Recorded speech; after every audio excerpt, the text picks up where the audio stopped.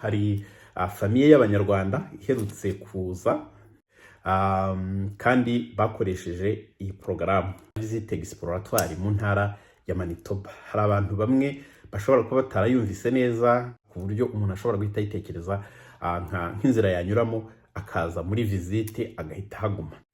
No opportunity yihariye ku ntara ya Manitoba yashyizeho ku banyamahanga bafite skills zikenewe muri Manitoba ariko badafite connection muri Manitoba. Dushobora kuzamushyira yenda kuri kamera akaba yabasangiza amwe mu makuru ari detaye, etape zirimo, cyane ko amakuru ari kuri website nayibanze yagufasha gutangira process. Nawe rero nuzagira umugisha wo kuba wagira porogaramu icamo ukaba wajya mu ntara ya Manitoba, nakubwira ko nzaba mpari kugira ngo ngufashe uko nshoboye mu mwanya muto mba mfite.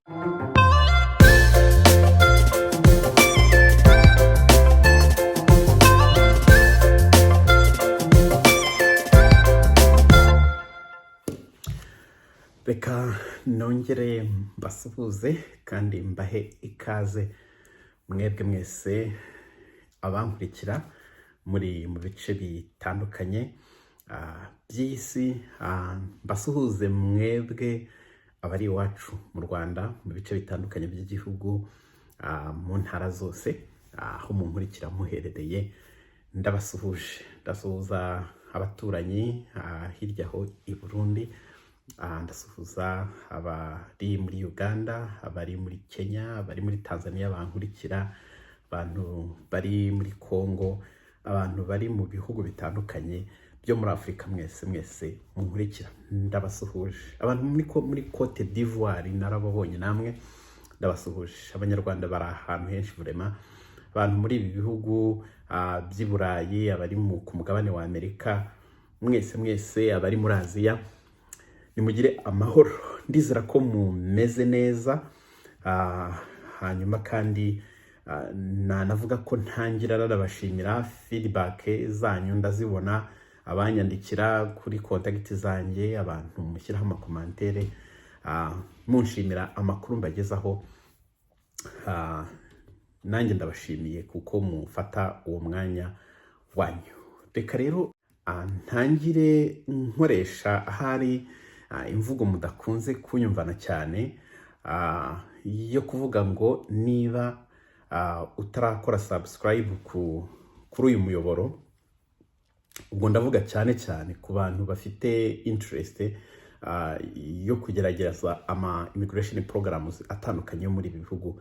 Ni byiza ko mubikora, mukanashyiraho notification bell, kubera ko namaze kubona ko hari igihe nshyiraho nk'amakuru runaka ukaba udafite umwanya cyangwa utari ku murongo kuri ako kanya, ariko mu by'ukuri warashyizeho notification bell, warayactivatinze, bizakorohera ko amakuru uzagenda uyageraho byoroshye. Kubera ko nabonye hari abantu banyandikira bakabanyandikira ati se nta makuru mashyashya muheruka kuduha, nta makuru yandi aragerwaho ngo mutubwire.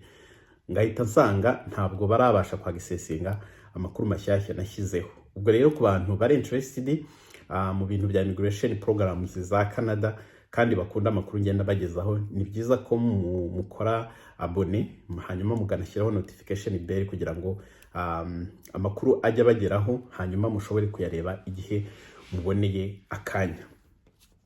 Hanyuma nanongereho ko mu by'ukuri impamvu ntakunda gukoresha aya magambo ngo mbabwire ngo subscribe ngo ushyireho bell notification, ngo like, ngo and share. Byaba byiza kubisangiza abantu mwumva byagirira umumaro, ariko mu by'ukuri ntabwo ari ibintu nkora nk'akazi nshakamo amaramuko ku buryo nabikora nko gupromotinga amavideo yanjye nashyizeho. Mu by'ukuri ni video nshyiriraho kugira ngo zigirire umumaro abantu bajya batekereza ku bintu bya immigration. Ngira ngo abantu mukoresha YouTube murabizi ko ntabwo mu by'ukuri amakuru mbagezaho nta makuru yabyara amafaranga nk'uko bamwe babitekereza, kandi aramutse anayabyaye ntabwo byaba ari bibi, ngira ngo nta jana ryanga mu rindi. Ariko mu by'ukuri intego yanjye ni ukubagezaho amakuru, hanyuma ababona bashobora kuyabyaza umusaruro bakaba bayakoresha. Cyane ko ntibwira ko abantu bose bankurikira mu by'ukuri bashobora kugira interest yenda yo kugerageza amahirwe ariko yenda bagasanga batujuje ibisabwa. Hakaba n'abandi bankurikira ari ugushaka kwiyumvira iby'ahandi uko bimeze, donc n'ibyiciro bitandukanye binkurikira. Nabonye rero 50% by'abantu bankurikira ntabwo bari abone kuri iyi chaîne. 50% bandi ubwo nibo bari abone. Ubwo ntekereza ko mu by'ukuri nimba abantu bari interested mukunda aya makuru ngenda bagezaho, ni byiza ko mukora icyo kintu kugira ngo bijye biborohera, kuko hari igihe unyandikira uri mu mbaza ushaka update yenda ugasanga nanjye ntari ku murongo ntazabona nuko ngusubiza vuba. Byaba byiza amakuru muyabonye igihe nyashyiriyeho, utaba ufite umwanya wo kuyareba ariko ukaba ubizi ko igihe uzabonera akanya uzayareba mu by'ukuri udategereje kuba wanyandikira, kuko nicyo cyatumye mpitamo kujya nyakorera link nkayashyira kuri YouTube kugira ngo agere ku bantu benshi, akugereho nawe. Ndabashimiye, ntumvaga ari ako nshaka gutangiriraho. Uyu munsi rero ndaje kugira clarification into nshyira kuri video nabashyiriho ubushize ivuga ku bintu bya visite exploratoire mu ntara ya Manitoba. Hari abantu bamwe bashobora kuba batarayumvise neza, yenda batanafashe n'umwanya ngo basome bumve detaye, bayitiranije yenda na visite gusa, ku buryo umuntu ashobora guhita yitekereza nk'inzira yanyuramo akaza muri visite agahita haguma. Ntabwo ariko bimeze. Iyi porogaramu hari famiye y'Abanyarwanda iherutse kuza, ntabwo iramara n'ibyumweru 2 nimba nibuka neza rwose, kandi bakoresheje iyi porogaramu. Yenda nibazanyemerera, umwe muri bo nanyemerera, dushobora kuzamushyira yenda kuri kamera akaba yabasangiza amwe mu makuru ari detaye, etape zirimo, cyane ko amakuru ari kuri website nayibanze yagufasha gutangira process, ariko mu by'ukuri hari ayagenda aboneka bitewe nuko ugenda uva kuri etape imwe ujya ku yindi umaze kwinjira muri porogaramu iyo ubaye umunyamahirwe. Ubwo rero iyo famiye irahari kandi ndayisuhuje nimba nayo inkurikira. Uko ndi kubona kanya uko mbishoboye, ndanyaruka nkabafasha kumenya utuntu tw'ingenzi bakeneye kumenya kugira ngo biyentegare muri iyi ntara. Nababwira ko kugera muri ibi bihugu nta muntu hasanze, donc ugiye mu gace udasanzemo umuntu n'umwe ni ingorane zikomeye. Nakubwira ko ari ibintu bitoroshye na buhoro kugira ngo uzabashe kumenyera neza, ubashe kumenya icyo ushaka aho ugishakira, kubera ko uburyo systeme yaho yubatse, uko ubuzima bwaho bwubatse bitandukanye cyane n'iby'iwacu. Ubwo rero ni umugisha, nagize umugisha wo kubamenya kandi bankuye hano kuri YouTube. Ubwo nawe rero nuzagira umugisha wo kuba wagira porogaramu icamo ukaba wajya mu ntara ya Manitoba, nakubwira ko nzaba mpari kugira ngo ngufashe uko nshoboye mu mwanya muto mba mfite, nshobora kugufasha ku tuntu tw'ingenzi kugira ngo utangire kwiga uko nawe uhasoringa muri ibi bihugu. Iyi visite exploratoire rero nkuko nayivuzeho, no opportunity yihariye ku ntara ya Manitoba yashyizeho ku banyamahanga bafite skills zikenewe muri Manitoba ariko badafite connection muri Manitoba. Donc ndarabisobanuye ko connection ikenerwa muri Manitoba kugira ngo ushobore kuba waza nk'umutravailleur qualifié, umuskilled worker uturutse hanze ya Canada. Ukenera kuba uhafite connection, ukenera kuba uhafite umuvandimwe cyangwa se undi mu family member mufitanye isano, cyangwa se umuclose friend, cyangwa n'undi muntu muziranye, donc mukaba mwarahuye mukaba muziranye ku buryo ushobora kuhagera akaba yagira utuntu tumwe na tumwe tw'ingenzi agenda gufasha kugira ngo ushobore kwiyentegara muri society.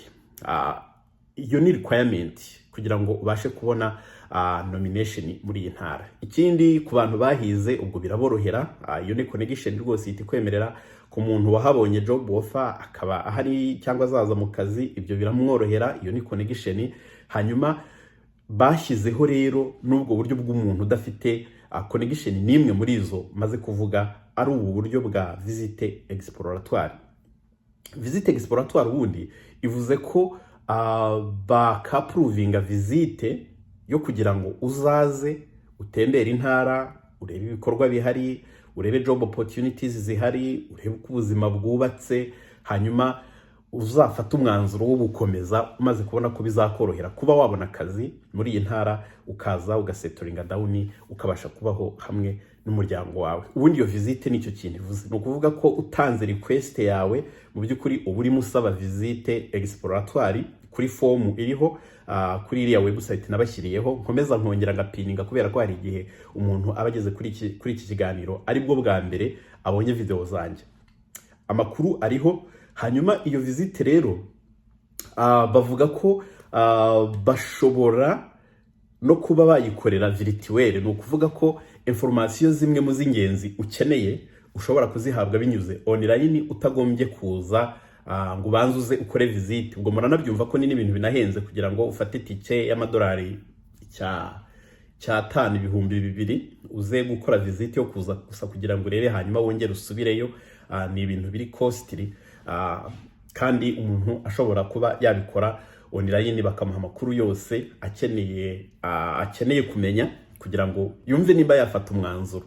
Visite exploratoire niyo kugira ngo umuntu yumve nimba yafata umwanzuro wo guprogressa, kuko ubwo baba bamaze kubona kuri potential candidate. Skills zawe, education yawe, language skills ni Igifaransa, ndumva narabisobanuye, ukeneye kuba uvuga Igifaransa nubwo n'icyongereza gikoreshwa.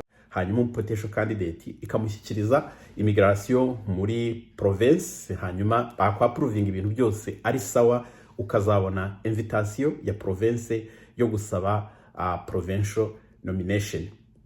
Ni ukuvuga rero ko iyo wabaye approved cyangwa pre-approved kuri visite exploratoire, ni ukuvuga ko mu by'ukuri uri potential candidate mu bantu bashobora kubona nomination. Bivuze ko hari iyo bisi yuko ushobora kuza, cyangwa se na bisi yuko information zose ushobora kuba ukeneye ushobora kuzihabwa binyuze mu buryo bw'ikoranabuhanga, mu buryo bwa Zoom, hanyuma ukaba wafata umwanzuro ugakomeza. Nabibutsa ko nyuma ya covid cyangwa se guhera mu gihe cya covid, ndumva ari guhera nko mu gihe cya covid, ntekereza ko batigeze bakira abantu in person ngo bahabwe iyo visite yo kuza gusura.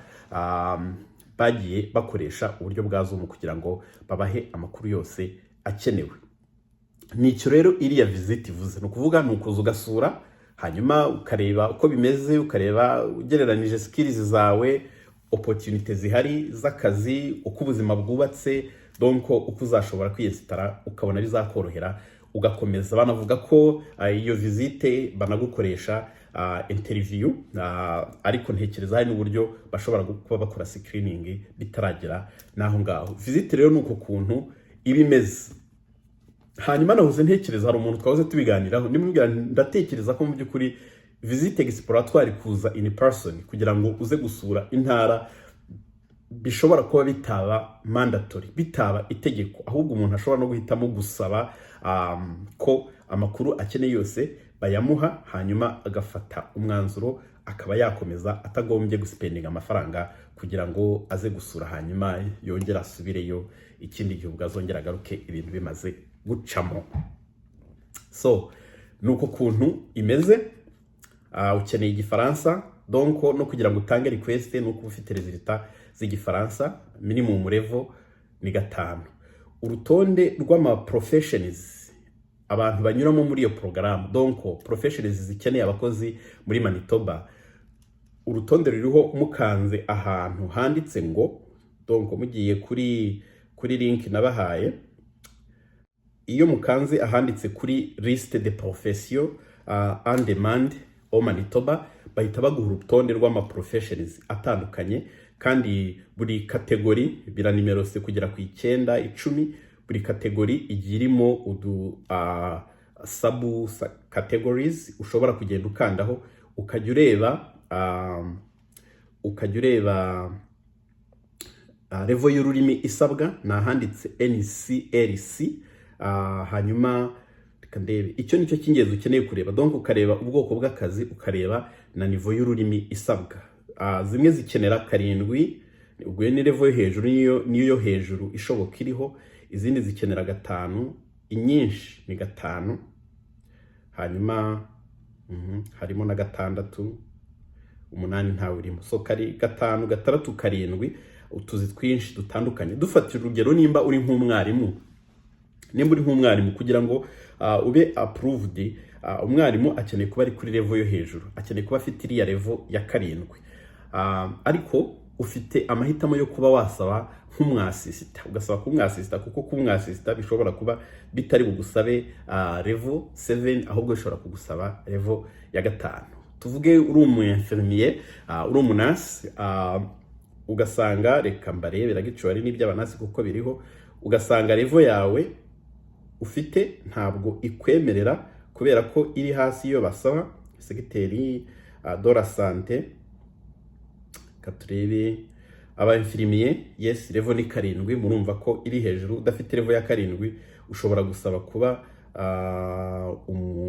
health care assistant cyangwa health care aid.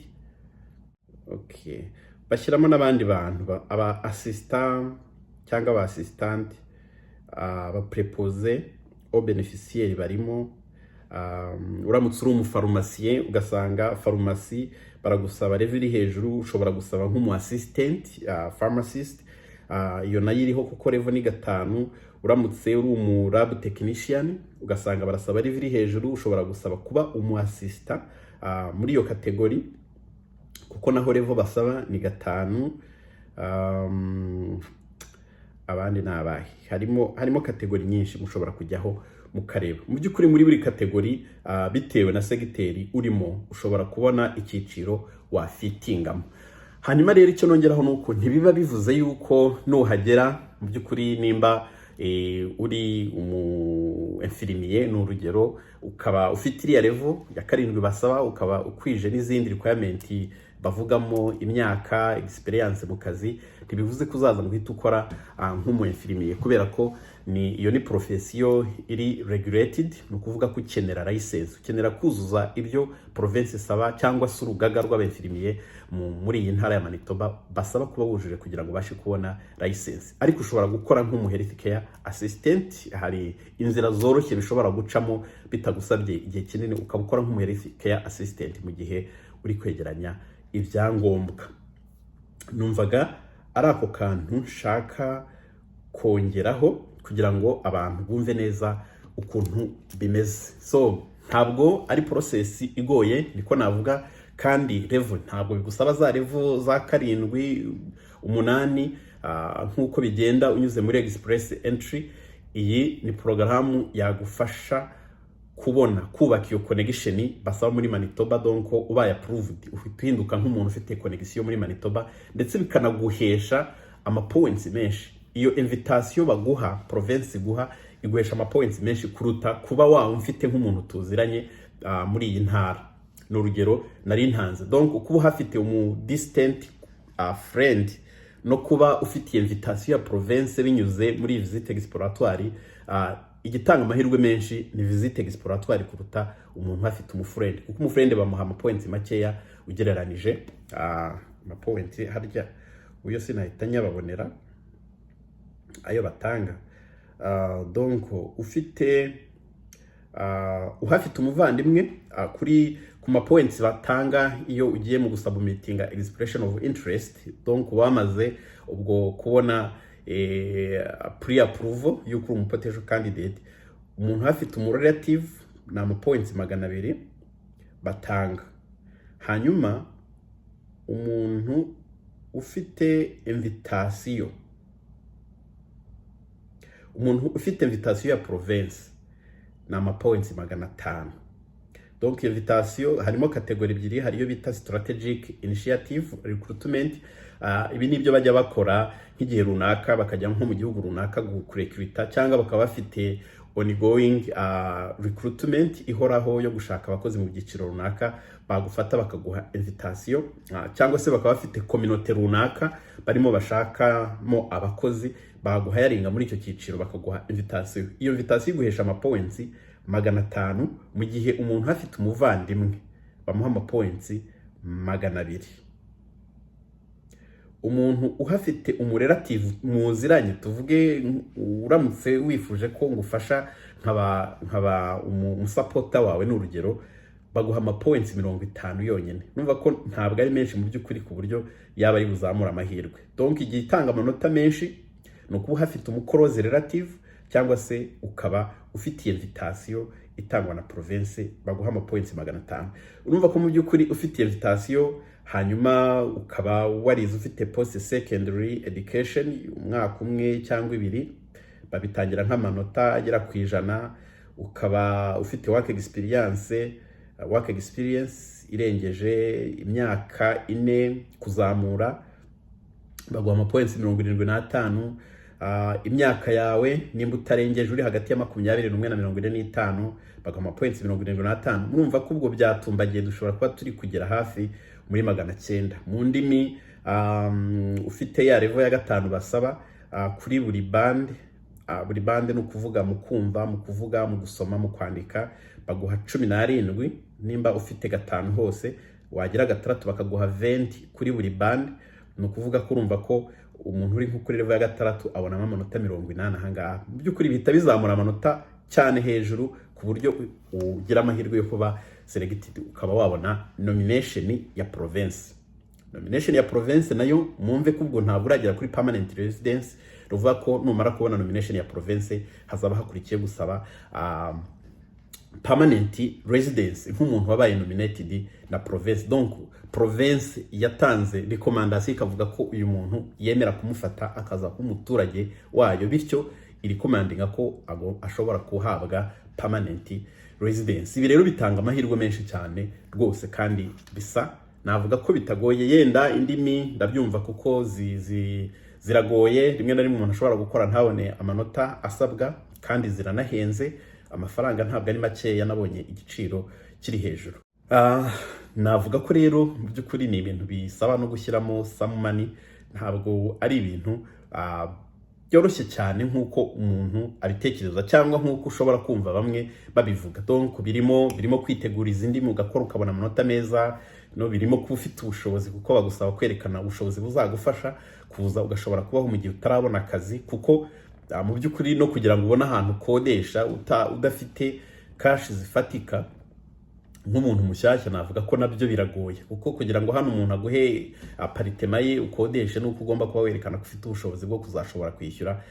Biri no mu mpamvu leta isaba ko ugomba kuba ufite ubushobozi buzagutunga amezi nibura makeya mu gihe uzaba urimo gushakisha. Numvaga rero ari ibyo nshaka kongeraho kugira ngo abantu bumve neza uko bimeze. Biragusaba ko ubanza kuba ufite certificate y'Igifaransa. Igifaransa cyonyine nicyo gikenewe kugira ngo utangije process. Andi makuru yose uzakenera bagenda bakugaidinga uko mugenda muva kuri etape imwe mujya ku yindi. Formulaire yo kuzuza iriho nayo murayibona byoroshye, nshobora kuyidownloadinga yenda nkareba nimba nayipostinga ku ruhande ku buryo nayo muyigiraho access byoroshye mukaba mwagerageza amahirwe. Icyanyuma rero abantu bakunda kumbaza ngo nabafashe iki muri izo gahunda. Ntabwo nzi nimba mwafashe akanya ko gusoma kugira ngo murebe, kuko kuza formulaire mu by'ukuri nta kintu bisaba, ni information zawe bagusaba, ni igihe umaze mu kazi, ibyo ukora, ni igihe amatariki y'amavuko, ni personal information ukeneye gushyiramo. Cyakora uramutse ubisoma ukumva nturi kubyumva neza, ushobora kumbwira nkareba nimba hari uburyo umuntu ashobora kugufasha. Ni ibintu nk'ibyo ngibyo, ntabwo mbikora nka business yo gufasha abantu, kuko harimo etape zimwe na zimwe itegeko ritanyemerera kuba nafasha abantu ngo mbagire na fees mbasaba, kubera ko ntafite license nk'umu immigration consultant. So ibintu nkora ibyinshi ni ukubasangiza amakuru, hanyuma mukaba mwayakoresha. Bashoboye kubyikorera bakabikora, hanyuma abatabishoboye cyane cyane kubisaba ko ukenera umuntu ubizobereyemo, mukaba mwakoresha abakonsulta cyangwa abandi bantu bashobora kwemera kubafasha. Nshobora kugaidinga abantu, ibyo tegeko riri binyemerera kugaidinga uko ukora application. Ndavuga mu gusobanura ibyo ushobora kuba utaba uri kumva neza nk'umu interpreter. Ibyo ngibyo ndabyemererwa. Itegeko rinyemerera kuba nakusanya amakuru yose ashoboka ukeneye n'ibyangombwa ukeneye nkaba nayakugezaho. Ibyo ndabyemerewe. Harimo utuntu dutandukanye ngiye nemerewe, ariko ntabwo nemerewe kuguca amafaranga ngo nkubwire ngo nagusabira visa n'urugero, cyangwa se nagutangira application isaba permanent residence. Ibyo bintu nk'ibyo ntabwo ntabwo mbyemerewe. Ariko izi application nk'izi zisaba izi visit exploratoire, iyi ngiyi ishobora kwasisita umuntu, ibyo nta kibazo. Ariko iyo bigeze ahantu ugiye gutanga application mu bintu bya immigration cyane, aho ngaho ubushobozi bwanjye nemererwa n'itegeko, nubwo nshoboye gukora ibyo bintu ntabwo itegeko rinyemerera kubikora. Ntabwo rero nshobora kujya hanze y'itegeko, ngerageza kubigendera kure ngakora ibyo itegeko rinyemerera. Cyakoza igihe yenda nzaba narujuje ibisabwa, yenda nsigaye nshaka kubikora umwanya munini cyane, icyo gihe nshobora kuzafasha abantu. Ariko kuri ubu ngubu navuga ko cyane cyane ku bintu bya immigration n'ibijyanye n'ama-application atandukanye, ni amakuru mbaha, hanyuma nshobora no kubafasha gusobanukirwa ibyo muba mudasobanukiwe, mukaba mwashobora kwikorera ibintu. Abantu benshi, reka kandi nshimire by'umwihariko abantu bagiye bagerageza kwikora ama-applications atandukanye. Iriya famille nababwiraga rwose, I'm very proud of them, kuko barabyikoreye, etape zose bazinyujijemo, bikoreye ama-applications atandukanye, ibintu byose barabyikorera kugeza birangiye. Nababwira rero ko ari ibintu bishoboka, kandi mwibuke iyo process kugira ngo uyicamo amafaranga ishobora kugusaba, amafaranga umukozi atashobora kugusaba, cyangwa umu agent ugiye kugufasha. Igihe wumva utabishobora, nibyo nta kibazo, ushobora gushaka umuntu ugufasha ukamwishyura, ariko nabasaba ko nibura muba mwanyuzemo mukumva porogaramu uko imeze, mukumva ibisabwa, kuko hari n'abakonsilita babaca amafaranga mu by'ukuri bataranamenya niba muzuzuza n'ibintu bisabwa. Ubwo rero niyo nama natanga, mubanze mumenye ibisabwa, mumenye ko byujuje, hanyuma nuhitamo gufata umuntu uzishyura kugira ngo agufashe, nibura uzaba uzi ko ibisabwa ubyujuje by'ibanze bishobora kukwemerera gutangira process. Reka rero ngeze aho ngaho, hanyuma tuzakomeze ubutaha. Nkomeze kubifuriza kugubwa neza aho muherereye, kandi mukomeze kugira amahoro, mukomeze kugira ubuzima buzira umuze hamwe n'imiryango yanyu, mukomeze guhaha muronke rwose. Tuzasubire muri video izakurikiraho. Nanjye ndabakunda nk'uko mukunda kubimbwira. Nimugire amahoro. Ciao ciao.